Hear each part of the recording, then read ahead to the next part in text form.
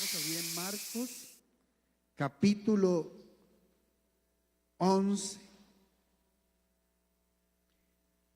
Y vamos a leer desde el versículo 12 al 14 y luego vamos a abrir a leer el del 20 al 21.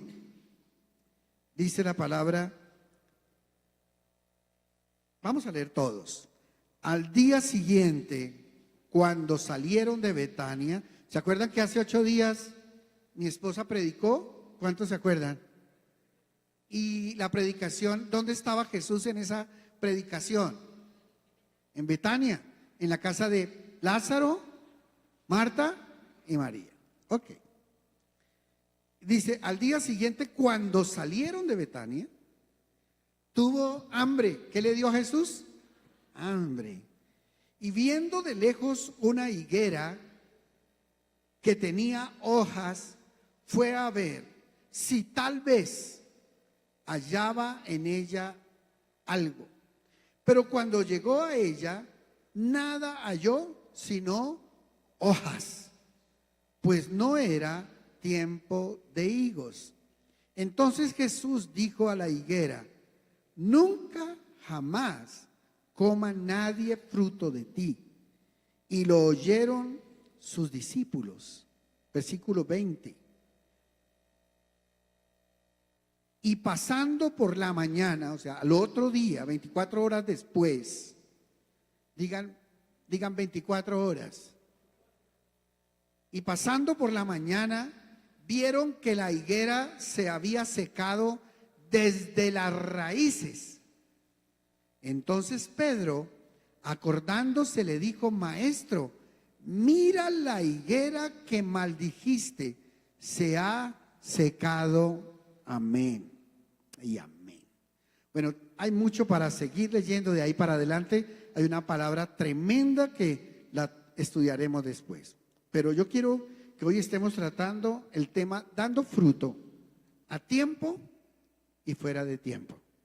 Diga conmigo, dando fruto a tiempo y fuera de tiempo.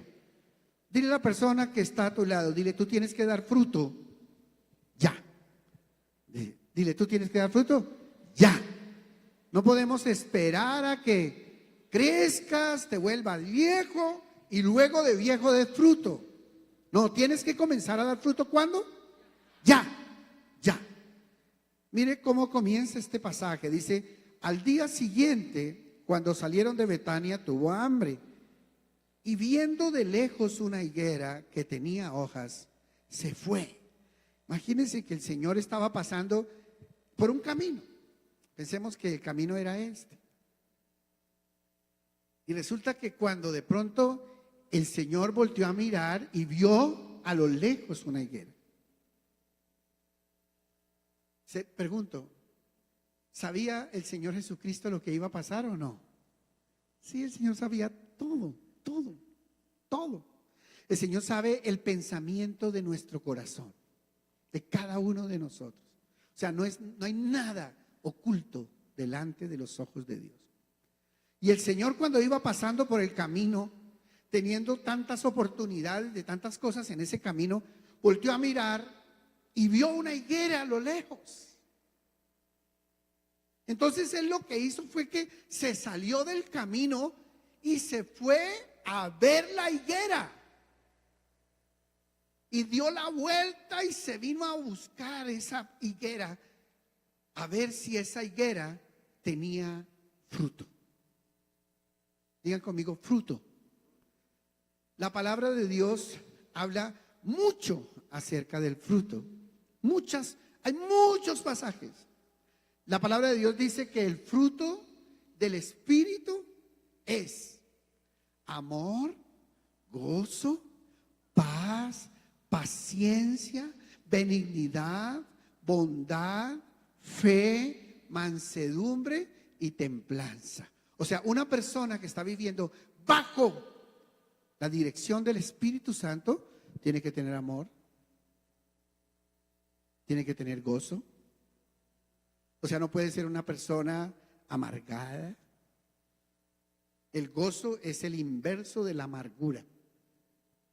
Esa persona que todo el tiempo anda con rabia. Nosotros estuvimos en un paseo hace unos meses en el eje cafetero. Y a mí me llamó la atención un animal que había en el eje cafetero y era no era un toro, sino tiene otro nombre, un búfalo. Pero no era un búfalo, sino era un hiperbúfalo. Es una vaina gruesa. Y cuando nos acercamos, menos mal estaba encerrado. Hacía. Y yo, como estaba fuera de la reja, yo me reía. Y yo decía, tan grosero, encerrado y bravo. Encerrado y bravo. Y entonces yo me puse a tocarlo así. Yo decía, como diciendo, déjeme salir y lo acabo. Pero me demoré un rato, y eran hartos animales, pero me demoré un rato viendo este animal. La amargura que había en el corazón de este animal. Como el resentimiento, como la rabia que él sentía de ser muy fuerte y no poder hacer nada. Y muchas personas viven en su vida con amargura, con heridas que no han podido sanar, con rabia por su padre, con rabia por su madre, con rabia por su esposa, con rabia por su esposo, con rabia por todas las personas que le rodean, con rabia por los ricos, pero con rabia con sus papás porque no eran ricos, con rabia con el gobierno, con rabia contra las autoridades. No pueden ver pasar a una persona bien, se acercan a un carro que está bonito y cogen una moneda y lo rayan de la ira. Son personas que viven por dentro envenenados. Y esa amargura se refleja en todos los días de su vida en su rostro. Y uno lo va a saludar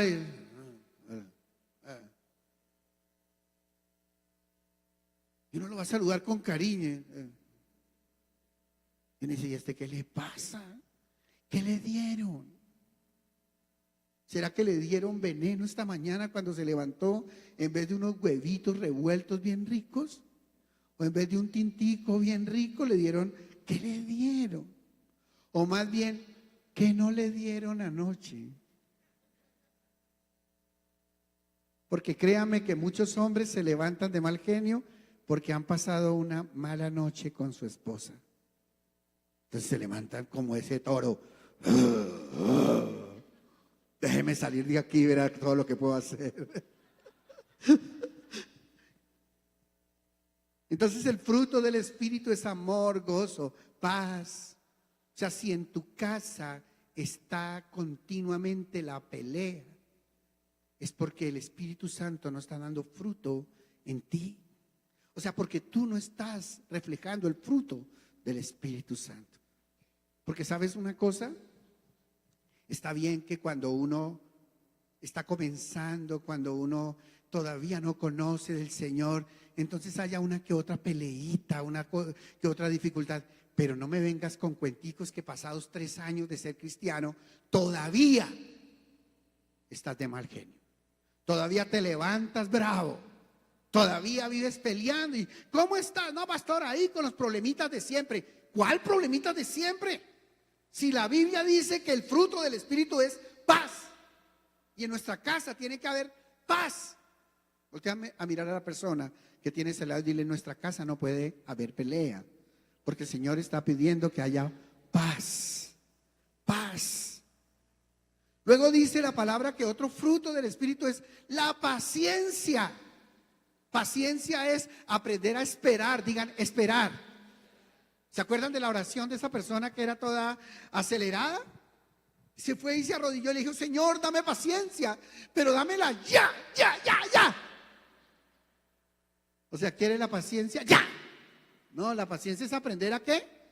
A esperar. Diga, paciencia es aprender a esperar sin desesperar. porque estamos esperando la bendición de Dios y uno le pregunta, ¿y cómo está? Ahí esperando el tiempo de Dios. Pero bravo, entonces no tiene paciencia, está impaciente.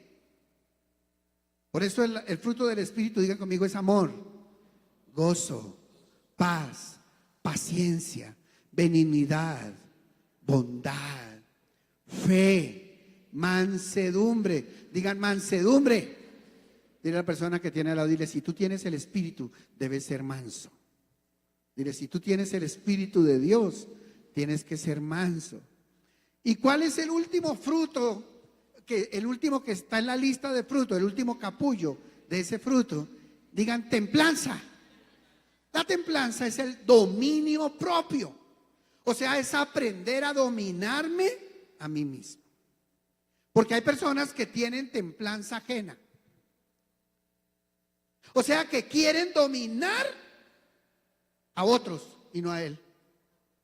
Son expertos en, uy, pero es que mi mujer. Hombre, deje de hablar de su mujer. La templanza es el dominio propio. O sea, cuando algo no está bien en la vida, al primero que se tiene que revisar es a uno mismo.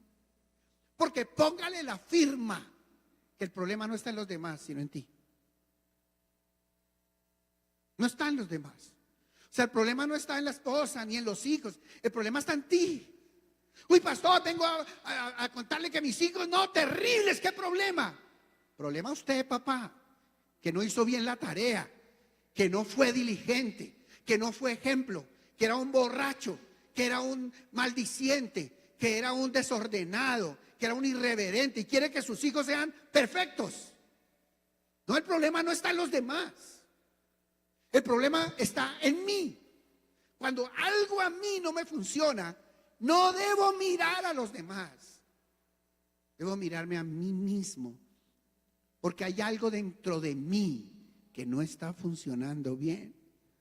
Entonces la templanza es esa capacidad de dominar mi propio cuerpo, de dominar mi lengua, de dominar mis ojos, de dominar mis pensamientos, de dominar mis actitudes, de dominar ese temperamento agresivo y decirle, se sujeta al Espíritu en el nombre de Jesús. Estése quieto. De dominarse sexualmente. Porque hay personas que todavía no tienen dominio propio en el área sexual. Entonces actúan como una bestia salvaje, como un perro. Por eso muchas mujeres le llaman a los hombres perros. Ese tipo es un perro. ¿Y sabe cómo es el perro? Que cuando pasa una perra en celo, se va detrás de ella, cualquiera que sea. Eso es un perro. Y muchos hombres han recibido el título de perros porque no tienen dominio propio, porque no son capaces de refrenar sus apetitos en el área sexual, sino que cualquier cosa que él pasa al frente, ya se quiere ir detrás de ella.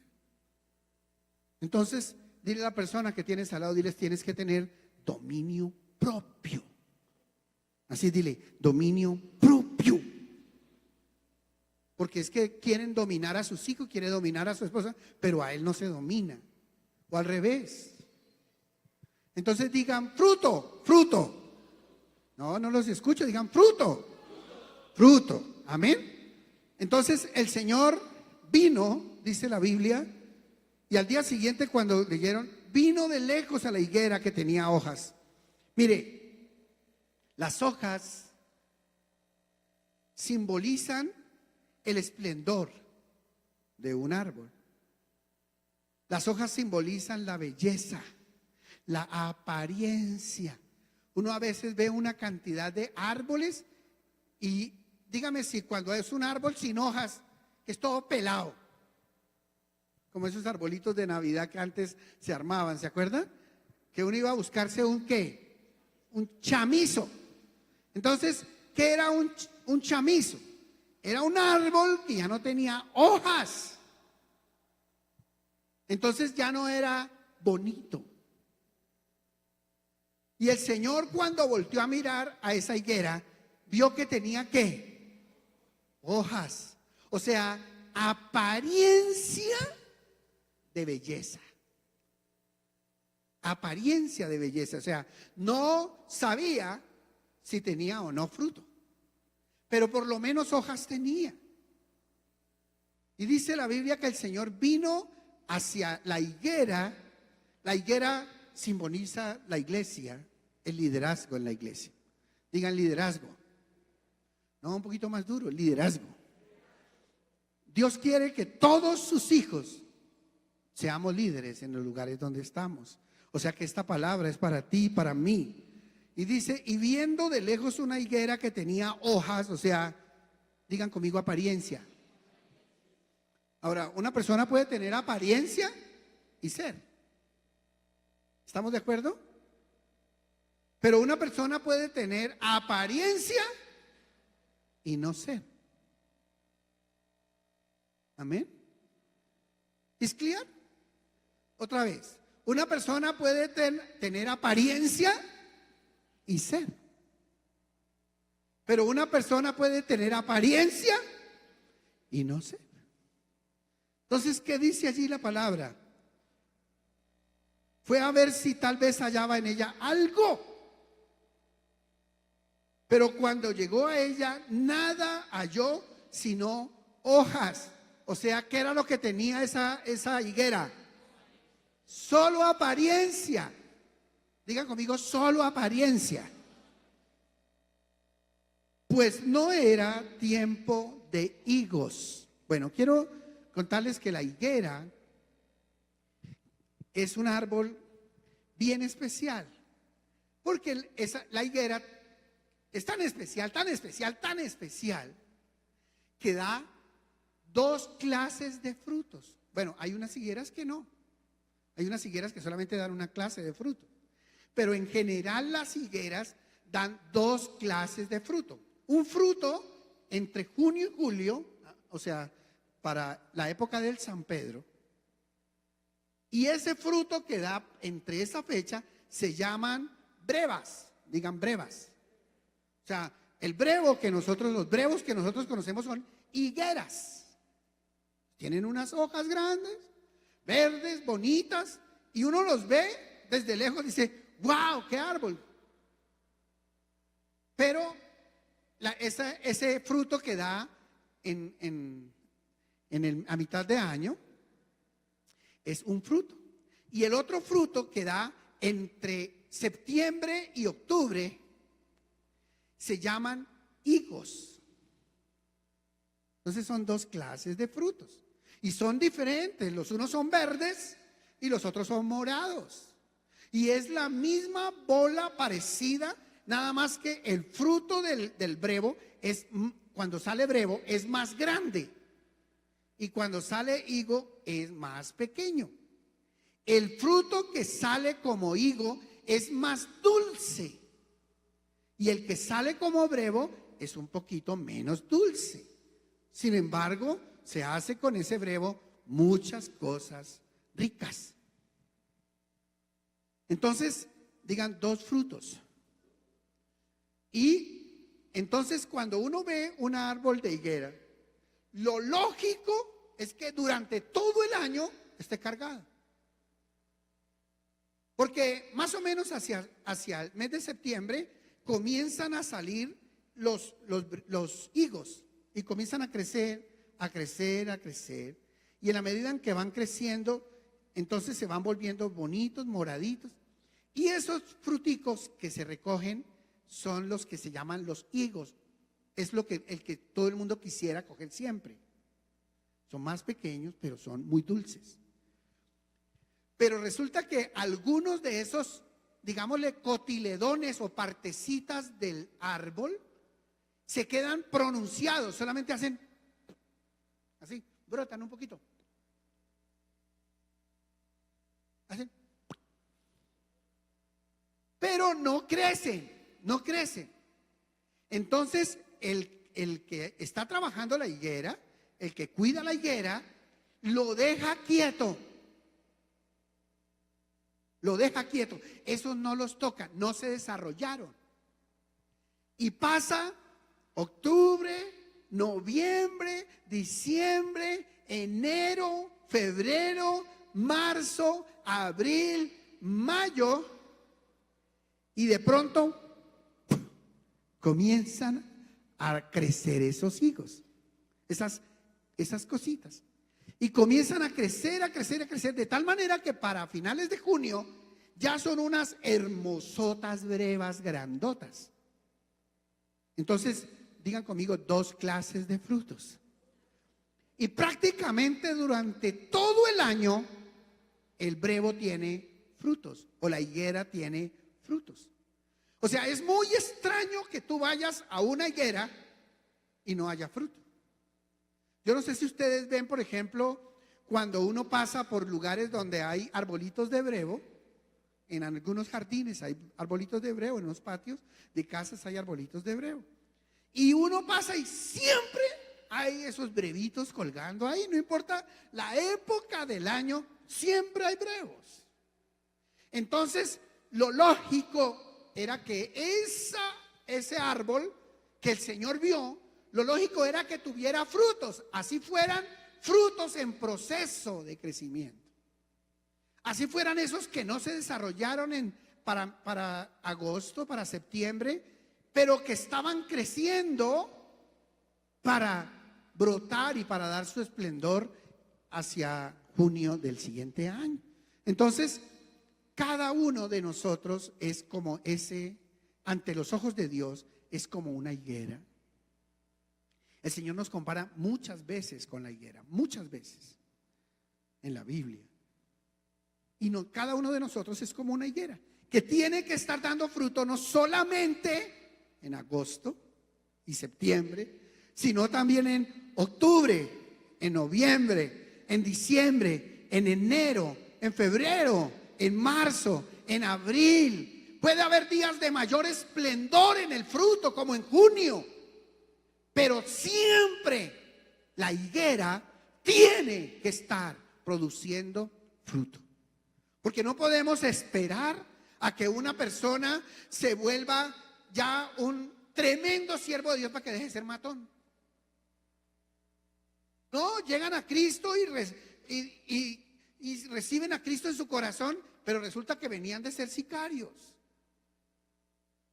Y entonces dice, bueno, yo ya en este momento no mato sino solamente 3 por mes. No, yo ya estoy matando de a 2 por mes. Ya llegará el día que no mate sino de a 1 por mes. Y entonces algún día no mataré. Pero lo que el Señor quiere es que desde que nos entregamos a Él, comience a haber fruto en nuestra vida. Que siempre que Jesús llegue a nuestra vida, haya algo bueno que coger de ella. Haya un fruto que agarrar. Aunque estemos madurando en muchas cosas en nuestra vida, el Señor espera que siempre, siempre en nuestra vida haya fruto. Mire la sentencia que el Señor lanzó sobre esa higuera que solamente tenía hojas, o sea, apariencia. Mire lo que dice el Señor. Siguiente verso. Entonces Jesús dijo a la higuera, mire las palabras del Señor: nunca jamás coma nadie fruto de ti. Wow. Dile a la persona que está al lado, dile, no le saques el mal genio al Señor. Porque ¿sabe qué es lo que al Señor le produce mal genio? La apariencia. Que seamos una pantalla, pero realmente seamos dobles en nuestra vida. Judas llegó delante del Señor y le dio beso. ¿Saben cuál fue la respuesta del Señor ante el beso de Judas?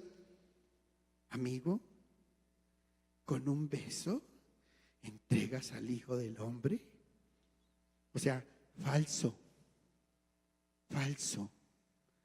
Estás demostrándome cariño y amor y me estás traicionando.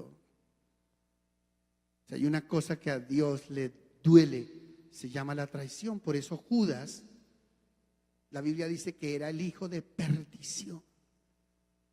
Porque si hay algo que al Señor le produce algo doloroso en el corazón, se llama la traición, juego doble, ser traidores, ser Judas. Hace 8 días la monita nos enseñaba acerca de Judas también. Y si hay algo que le duele al Señor, es una persona que tenga apariencia de bueno, pero por dentro es lobo rapaz. Apariencia de oveja buena, pero es un falso que por detrás está clavando el puñal, que tan pronto se esconde, tan pronto da la vuelta, saca el puñal y ¡pah!, clava por detrás. Por eso el Señor dice, a partir de ahora, Jesús le dijo, nunca jamás coma nadie fruto de ti. O sea que el Señor tiene un momento, un límite para todos nosotros en el fruto. El Señor espera que demos fruto y siempre que va a nosotros espera fruto. Pero cuando el Señor no encuentra fruto en uno de sus hijos, entonces el Señor lanza sentencias como esta, que para muchos es muy fuerte, porque la gente se pregunta, pero Señor, tú, el Rey de Reyes, el Señor de Señores, el modelo de paciencia, el modelo de piedad, de amor, ese modelo que nosotros seguimos, llegaste a un límite y en el límite dijiste, nunca más coma nadie fruto de ti. Entonces, ¿qué es lo que está sucediendo? Que Dios para todos tiene un límite. Un límite. A veces nosotros pensamos, no, yo sé que si yo al final me arrepiento, Dios me perdona. Sí, la pregunta es, ¿y tú crees que vas a poder? ¿Tú crees que vas a poder? ¿Tú crees que vas a tener la oportunidad? Mire, cuando yo era pequeño, estaba bañándome en un río en el Caquetá con mi familia. El río se llama la Quebrada del Dedo. Es un río muy rico allá en Florencia, donde las familias van a hacer paseo de olla. Nosotros nos fuimos a hacer paseo de olla y yo me metí a duchar, a bañarme. Y resulta que había una mollita. En un pedacito donde el río daba la vuelta contra la montaña, se armaba un remolino ahí. Y ese remolino había quitado como unos 10 centímetros de la arena de la base. Entonces yo iba caminando normal cuando ¡pum!, caí en la molla. Y en ese momento yo quedé como a 10 centímetros o a 5 o 10 centímetros de tapado. Eso fue todo. O sea, yo solamente con hacer así salía. Así.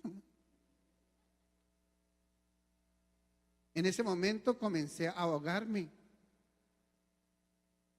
Y saben, en ese momento no se me ocurrió pedirle perdón a Dios. En ese momento se me pasó una historia de mi vida y solamente ya estaba colgando los guayos. Fue así. Y gloria a Dios, en un momento de esos, ¡pum!, esa misma molla me sacó. Ese mismo remolino, ¡pum!, me sacó.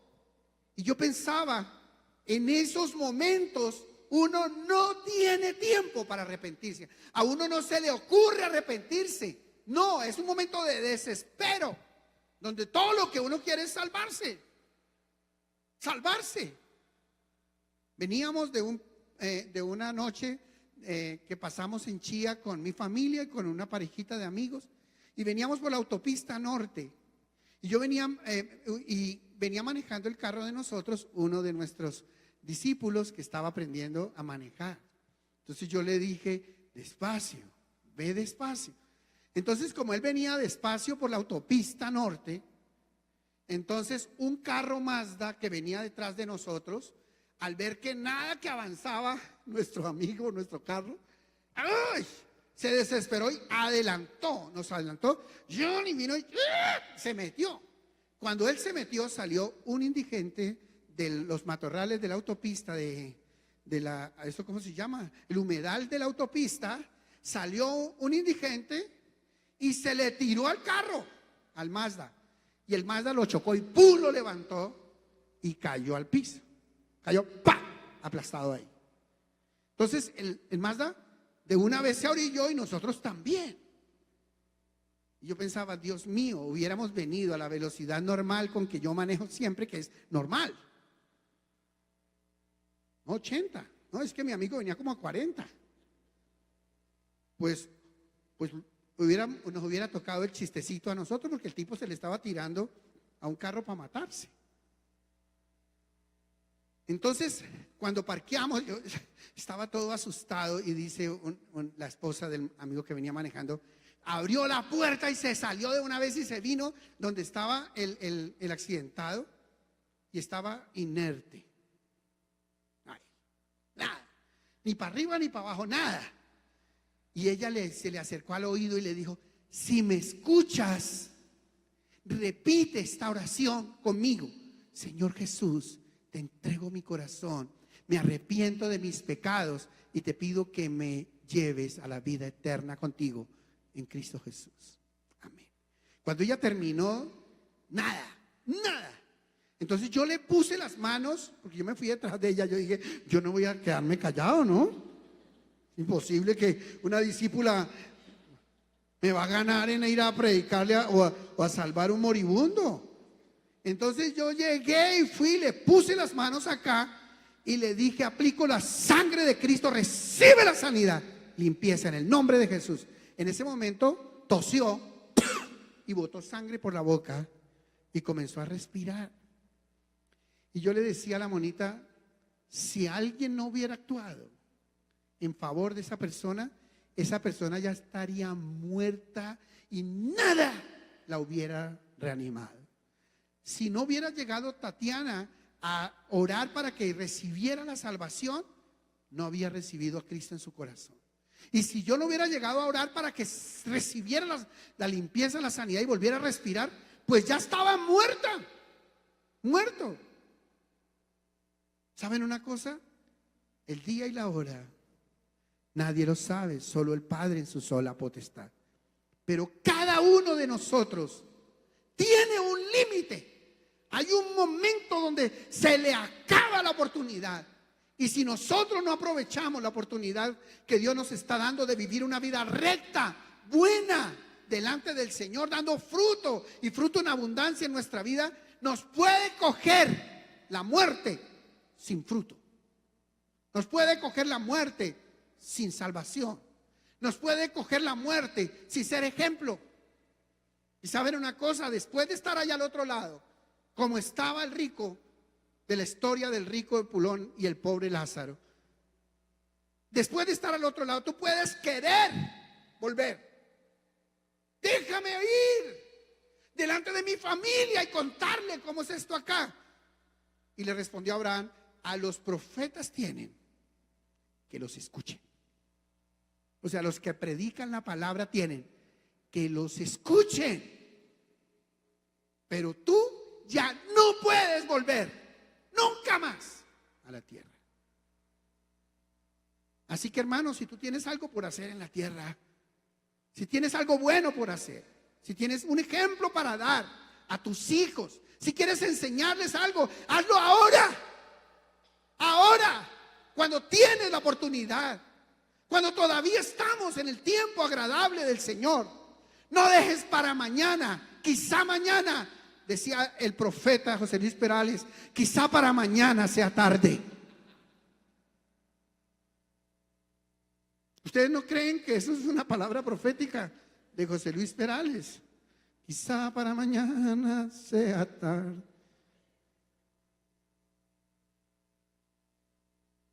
Hermano, tú no sabes si esta noche tú vas a poder dormir en casa o te va a estar en la presencia de Dios, rindiendo cuentas delante del Señor.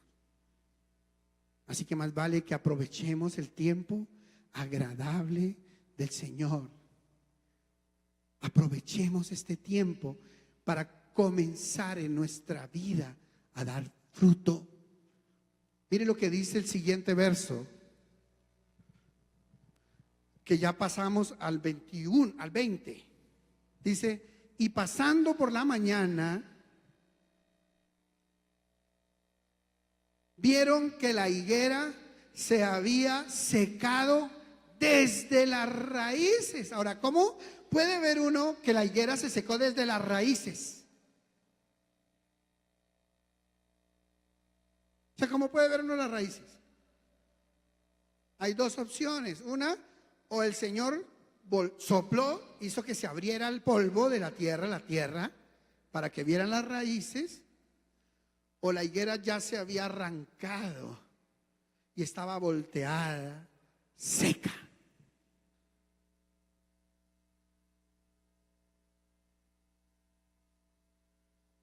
¿Cuántos creen que hay un tiempo en que debemos dar fruto? Porque si no damos fruto en ese tiempo, probablemente no tengamos oportunidad de más en nuestra vida. Y dice, entonces Pedro, acordándose, le dijo: Maestro, mira la higuera que maldijiste, se ha secado. Wow. Quiero que vayamos rápidamente a Lucas 13, 6, 9. Lucas 13, 6, 9.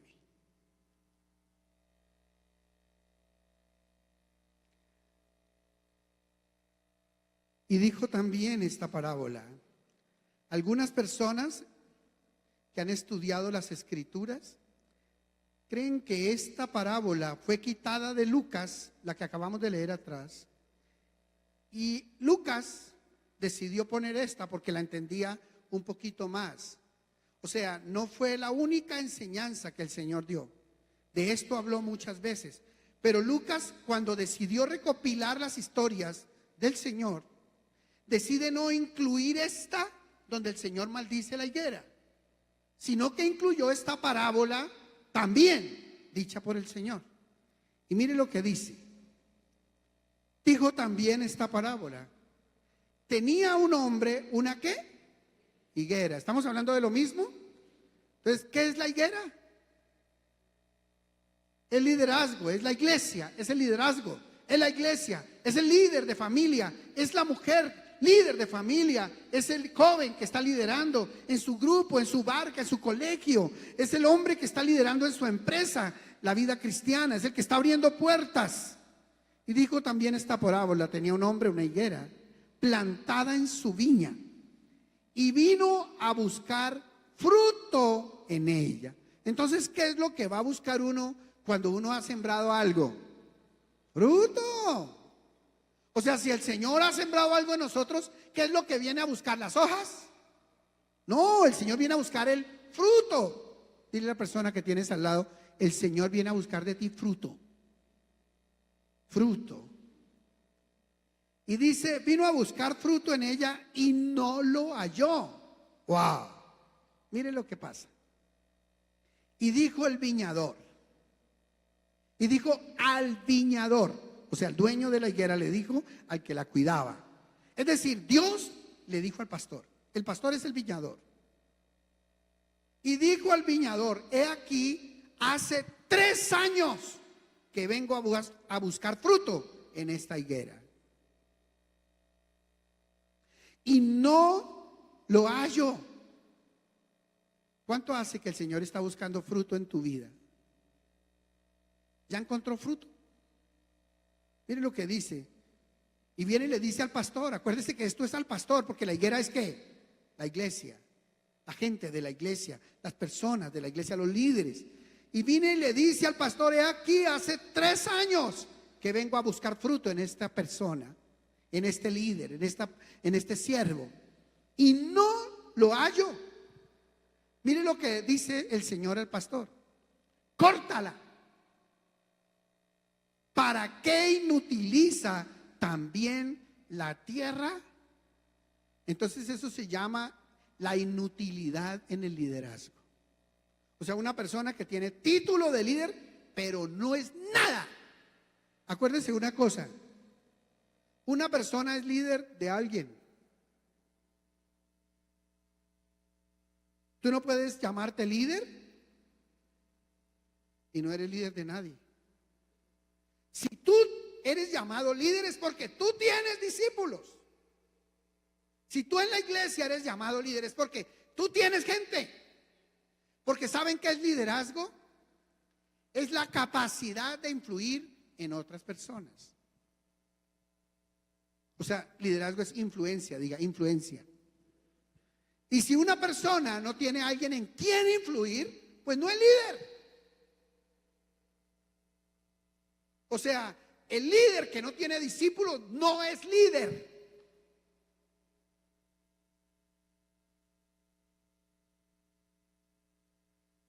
El fruto de un líder son los discípulos.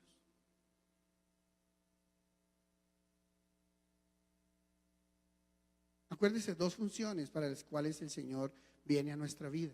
La primera, para salvarnos. La segunda, para que nosotros salvemos a otros. Amén. O sea, el Señor viene a mi vida para salvarme, o sea, para darme vida eterna. Pero luego el resto de mi vida me prepara para que yo salve a otros.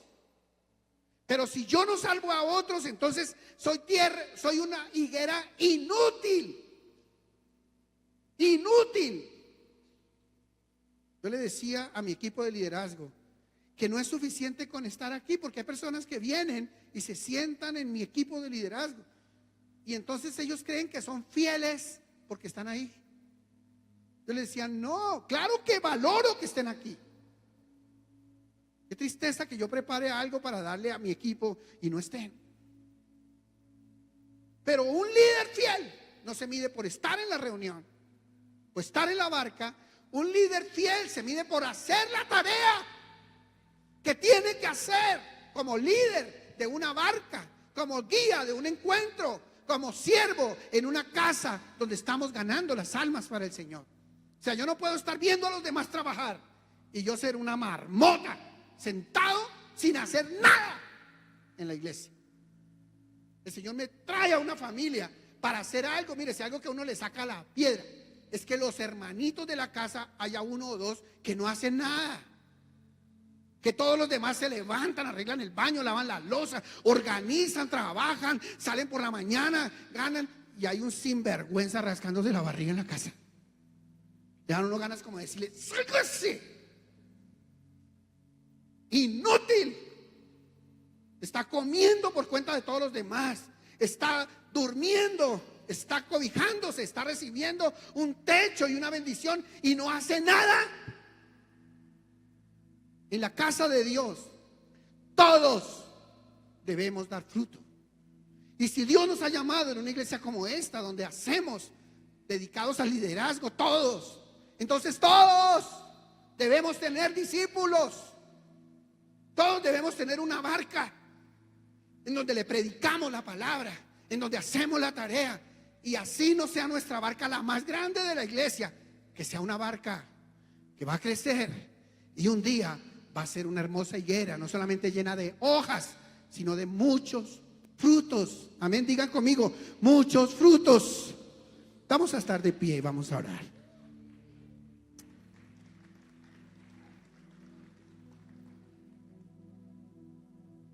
Quiero leer dos versos allí de pie. Uno está en Juan 15, 1 y 2. Quiero que todos lo leamos, pero de pie, porque estos versos no se pueden leer sentados. Está hablando el Señor Jesucristo. Leamos 1, 2, 3. Yo soy la vid verdadera y mi Padre es el labrador. Todo pámpano, o sea, rama, que en mí no lleva fruto, lo quitará. ¿Quién lo quita? El Padre. Y todo aquel que lleva fruto, lo limpiará para que lleve más fruto. ¿Sabe qué es lo limpiará? Le cortará algunas ramas que no sirven. Y cuando el Señor corta esas ramas, duele. Porque nosotros somos un pámpano, una rama. Y si hay algo de nosotros que a Dios no le agrada, que no es bueno, el Señor coge las tijeritas, el Padre Celestial, coge las tijeritas y dice, esta rama no, ¡pa! Y cuando el Señor hace eso, ¡ah! Y decimos, Señor, ¿por qué a mí? Si soy tu siervo. Y Señor, porque quiero que des más fruto.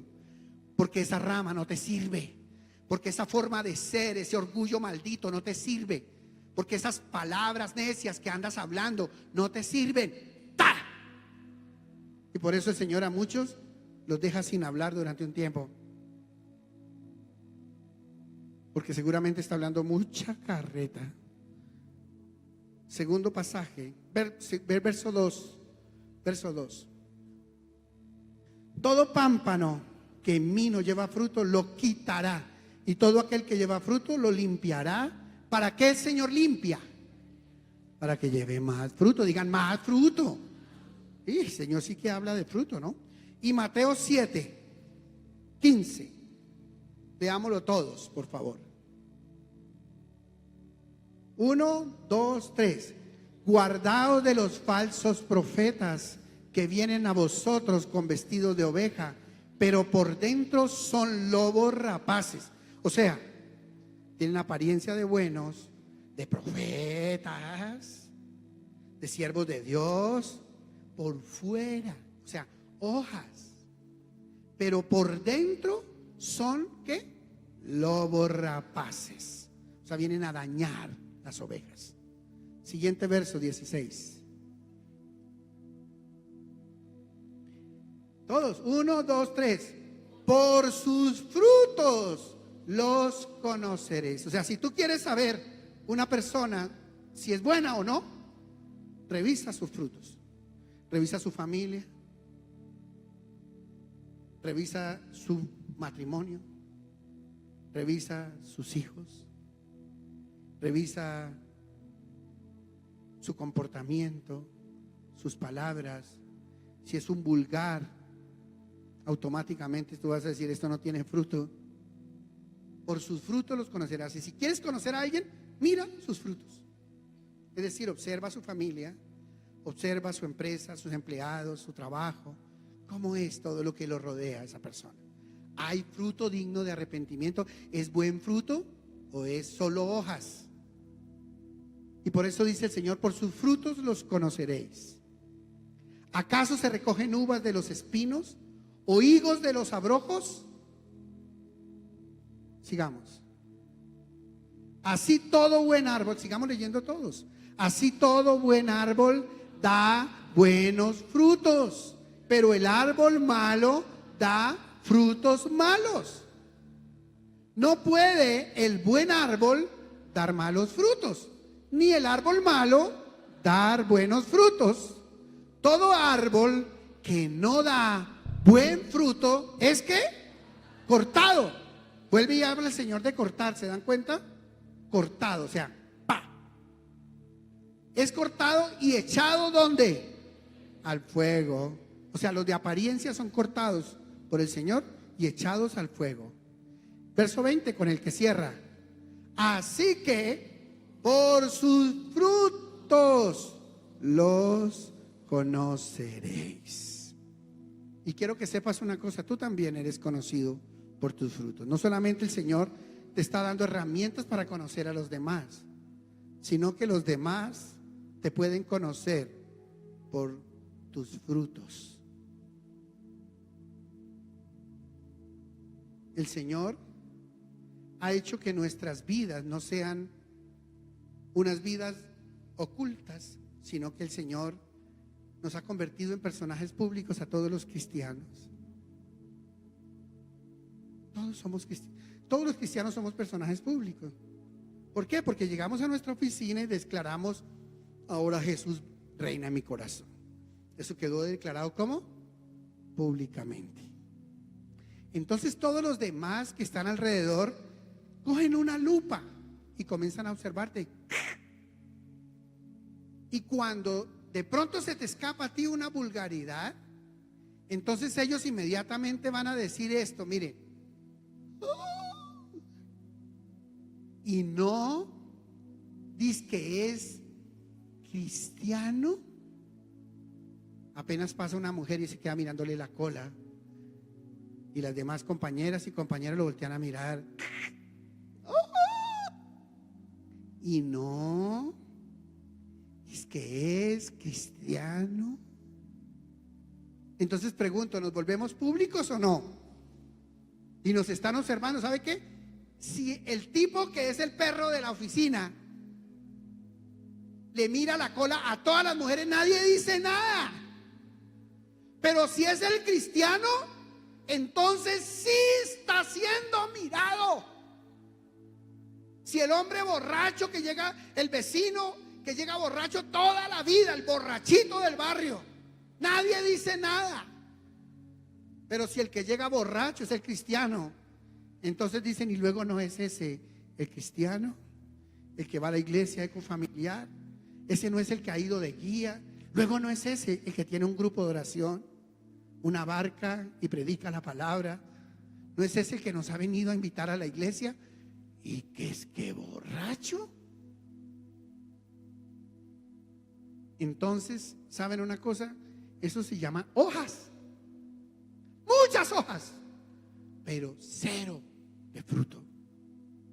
El Señor está pidiendo de nosotros fruto hoy, mañana y siempre.